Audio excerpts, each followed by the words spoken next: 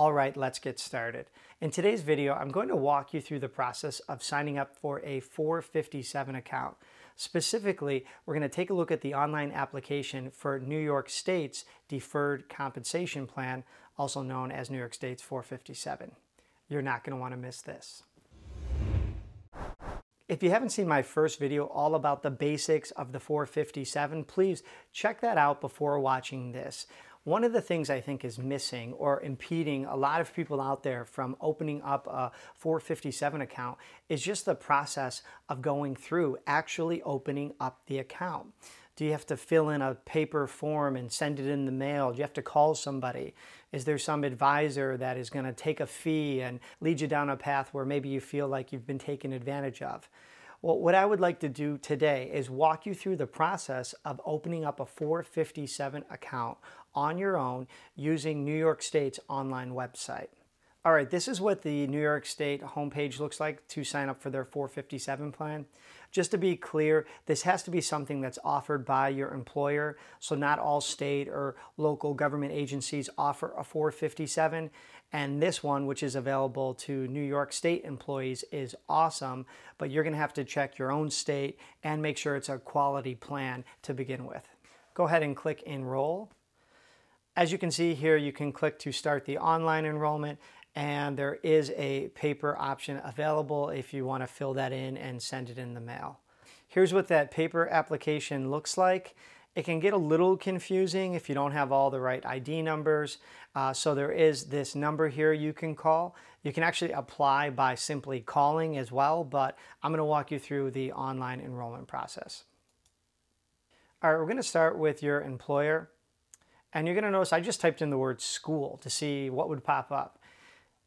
They gave me close to 300 different employers in New York State that offer this plan that just have the word school in their name.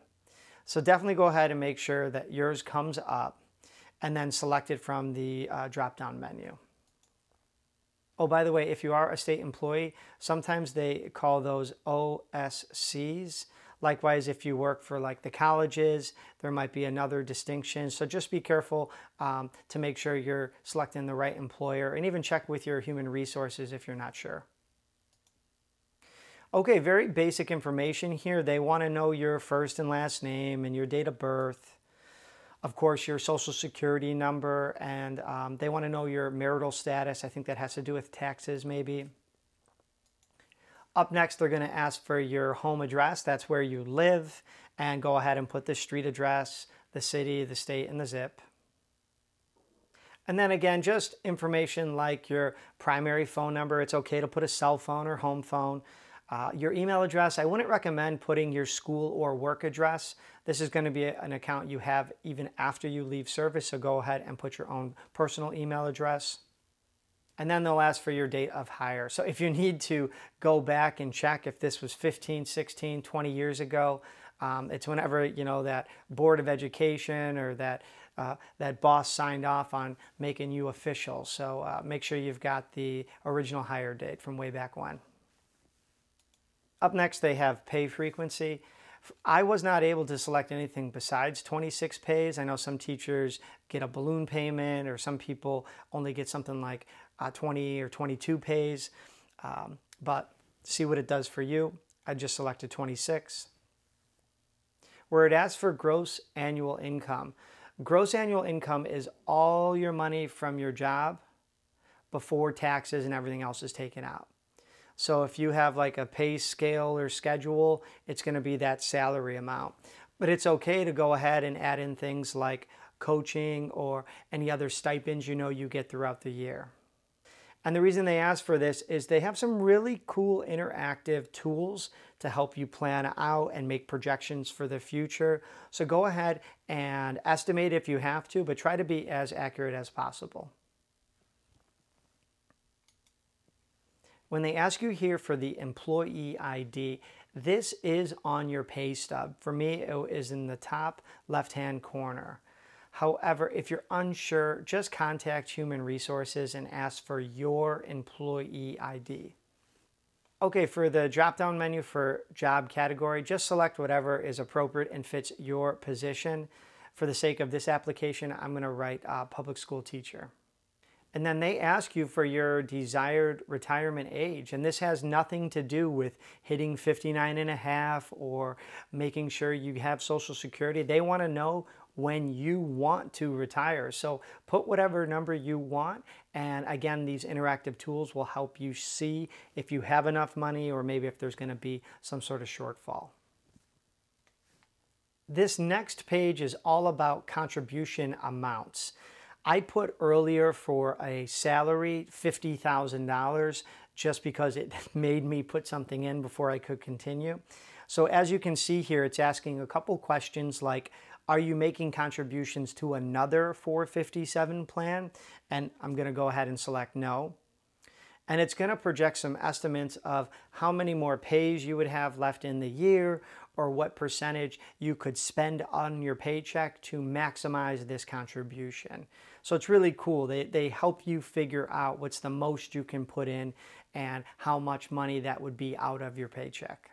If you scroll down a little bit, they're going to want to know the money source. This means how you're going to fund the 457, and you get to pick pre-tax, post-tax, meaning Roth, or a little bit of both.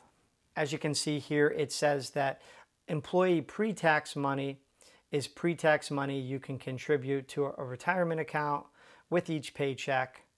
Federal income tax is deferred until the time of withdrawal. And for Roth contributions, it says that after-tax contributions are made to retirement, and the contributions and the earnings are tax-free at the time of a qualified withdrawal. So when you separate service, when you hit 59 and a half and you're still working, or for some of those other reasons, you can take the money out tax-free. I don't want to get too in the weeds with this next example, but I do something called the Trickle Method. If I ever need to bump up my pre-tax contributions, I want to just be able to go in quickly and change one number. So I'm going to leave $1 going to pre-tax every single paycheck. Now I'm going to focus most of my contributions on the Roth side of things. So as you can see, I have $100 going there. I really like this estimated paycheck impact here. You can kind of see how the pre-tax money is you only spend 75 cents and you get to invest $1. And then when you take the money out later, you pay taxes. And with the Roth, you invest the $1 and it's like missing $1 from your paycheck. In this case, $100.75 total. Okay, up next here, they're going to ask you about how you want to invest your money. Now, don't let this get overwhelming. They will help you do it. Usually, though, that's for a higher fee. They'll ask you some questions about risk tolerance and maybe put you in some sort of target date fund that changes as you get a little bit older. If that's something that you are comfortable with, you can look into that and ask some questions, kind of do your own research. But they also offer another option. And that option is going to be, I'll do it myself. That means that you have full control over your investments. That's going to keep fees drastically low and more money in your pocket, more money invested, and more money growing. Again, for the sake of this application, I select that I'll do it on my own, and they just want you to realize that you do have to invest a percentage that is equal to 100, and then they're going to give you some choices to pick from. You're going to see here that it is asking me about that pre-tax contribution. Because I selected a little bit of pre-tax and a little bit of Roth, it's going to give me the option to choose different investments. Now, later on, I'll just tell them use the same for both. So let's focus on what's available for this type of plan. Now, to be clear, I'm not going to give any investment advice, but I can just tell you what I always look for, and I'm glad I'm finding with these examples. I typically look for some sort of low-cost index fund that tracks another type of index, for example, the US stock market or the S&P 500. And I have found that example here. As you can see here, it has a very low expense ratio of 0.01. And that simply means that for every $1,000 invested, there is only a small 10-cent fee. I also always look for some sort of total bond index, and again, I have found one here. This one seeks to track the US bond market, And again, it has a very low expense ratio of 0.02. But please do your own research. Just because some of these figures say that things are up for this year or down for this year doesn't mean they're going to continue on in that way. So you want to have a pretty good understanding of what you feel comfortable with and know what you want to do for the long term. Right here is that screen that's asking if you want to do different elections for the Roth or the PreTax, and I'm just going to go ahead and say use the same for both types of contributions. They are going to ask you about beneficiary information, and you need at least one primary beneficiary. And they may ask for things like that person's social security number or date of birth. I think you can get away without putting it on this application, but for example, if it's your spouse or if it's your kids and you're going to just put them down, you can actually have a primary beneficiary and secondary contingent beneficiaries as well. So it's always a very good idea in case something ever happens to add those as well, and they're going to require you to do so right here. Last but not least, this is as far as we go together, they're going to ask you to create a username and password for online access. They do offer that paperless delivery, so you can kind of get your statements in your email. And like I mentioned before, they really do have some good retirement planning tools. They're free to use, and you can play around with them to see if you have some overages or shortfalls, and maybe even predict what age you would feel comfortable retiring. All right, let's wind this thing down. Talking about 457s and getting people signed up for one is awesome for me.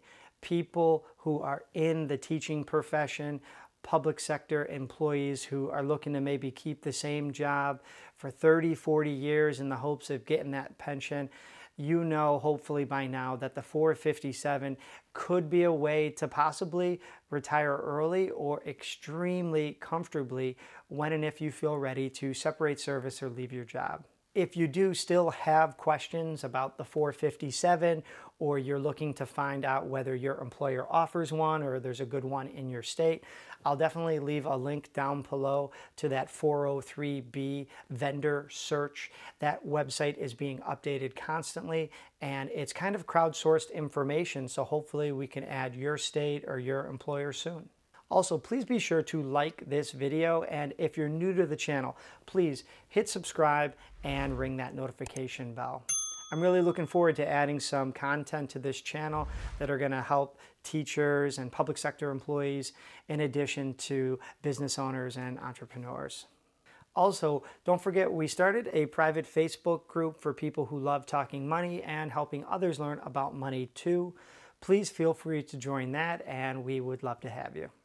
All right, as always, I'm Rich, and until next time.